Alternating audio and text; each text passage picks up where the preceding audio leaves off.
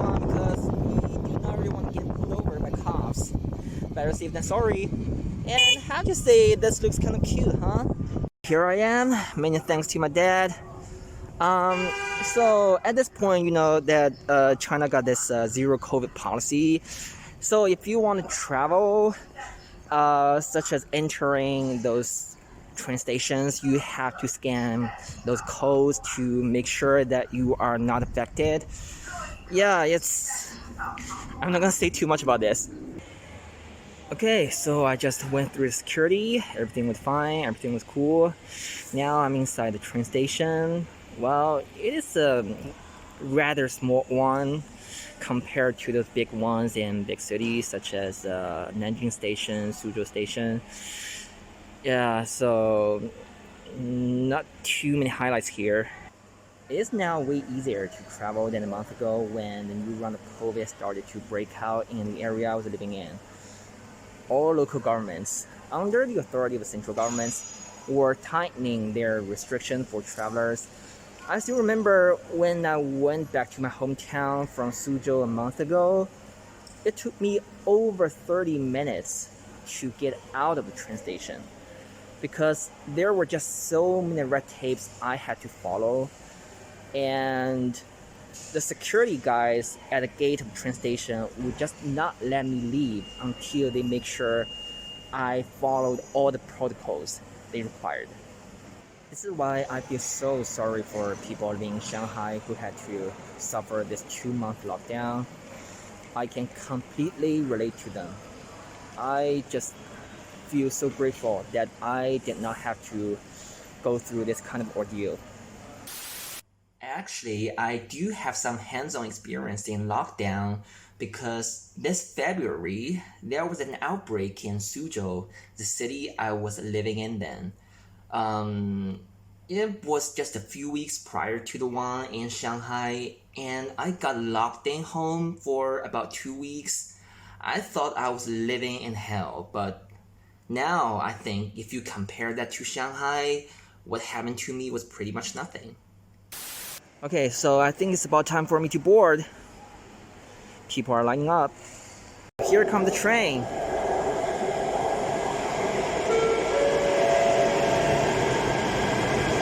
I'm on the train now. It's gonna be a 30-minute travel. I believe it'll be pretty fast. I just got out of the train station and I'm heading to the metro station at this point. I'm not really sure how strict the rules for travelers at the metro station at this point, but I'm gonna give it a go. Based on what I hear from those recordings, as long as you are not from one of those high-risk regions, it's perfectly fine for you to get out of the train station without any trouble. But if you are from high-risk regions such as Beijing or Shanghai, that's gonna be a hell of trouble. Here comes the metro. Just got out of the metro station. I have to say, I feel something different about Nanjing this time. For the record, I spent 4 years from 2011 to 2015 in Nanjing working on my bachelor's degree. Truth be told, I was never a fan of this city, despite the fact that it got such a huge historical background. I just felt the city was not for me. But this time, I just feel like everything is cleaner, more convenient, and more spacious. And I think the city had made huge progress in terms of modernity. So yeah, I feel really different about this city now. Okay, so here's my hotel room. Damn. I just feel like I have to film a room tour. The room is not very big, like many other hotel rooms in the world, but the decor is just so new and clean and modern. I really love the design. See, they even got a kitchen. Well, small, but look decent enough. And they also got a washing machine. How cool is that? And a huge ass refrigerator. They got a big window to let the light through. And they got a small couch, which in my opinion is pretty sweet. And here is a bathroom. Small but clean and decent. I'm just telling you, this hotel room is like 100 times better than the shit one in which I spent the night in Guangzhou 2 weeks ago when I was applying for the US visa. It was like going directly from hell to heaven. It's about 7:30 p.m. and I'm gonna go and check out the medical center that I'm going to tomorrow. It's about 2 kilometers away, so I think I'm gonna walk there. Here it is. Took me about 20 minutes. Have to say, it looks way bigger than I thought it would be. So I'll see you in about 12 hours. Now I'm heading back. Oh, I haven't had dinner yet. I decided to try Subway.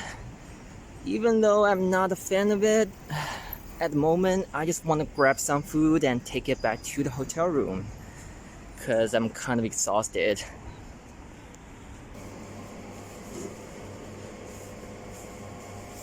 Yeah, things look pretty fresh. This is the menu. You got anything you want? Got my sandwich. Now heading back to my hotel room. I've got something to say about the buttons in this elevator. Instead of using number 1 for the first floor, they use a star.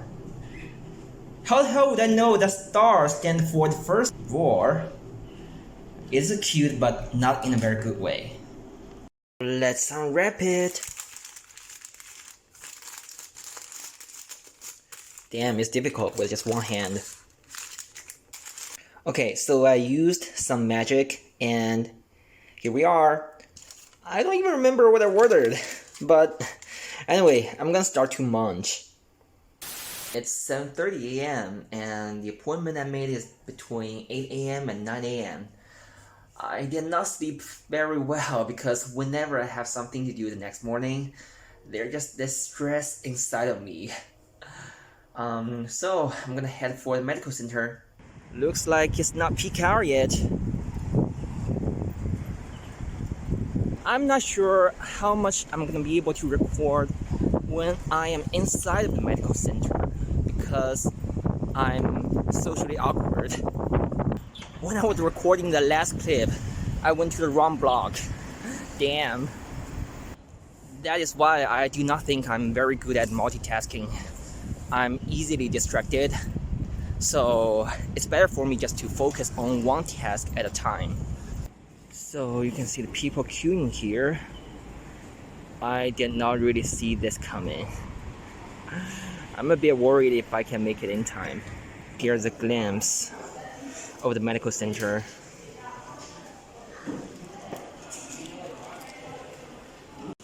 I got my number and there are 22 people in front of me. Guess I'm gonna have to wait a little bit. Okay, just finished all the consulting. Now heading for the real medical checkup. Radiology for the first step. So I just finished all the tests and the doctors here are pretty nice. So I'm gonna go hand out the form and wait for the result. I mean the ultimate result that will be mailed to me.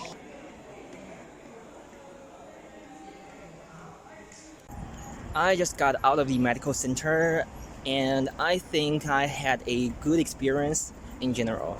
But one thing that kind of bothered me is that I think people did not follow their appointments. So there were 3 time slots for people to make appointment for. 8 to 9, 9 to 10, 10 to 11. And judging by the fact that there were so many people in front of me, and I basically saw no new people show up after 9 a.m. I'm pretty sure those who made late appointment show up early. This is actually something very common here in China. People making late appointments always tend to show up early. Those people are like living in the fear of being taken advantage of if they don't show up earlier than everyone else. And apparently, they never think about how their behavior can negatively impact other people's schedules. If it's an emergency, I can totally understand. But how many emergency cases can there be every day? Just follow your appointments. How hard can it possibly be? If you play a game, you follow the rules. Even 6-year-old can understand that. I'm gonna have some slippery noodles for brunch. Haven't tried these noodles for a while. It's handmade ramen, not instant ramen that you can buy from grocery stores. Just bought a sandwich just in case I got hungry later.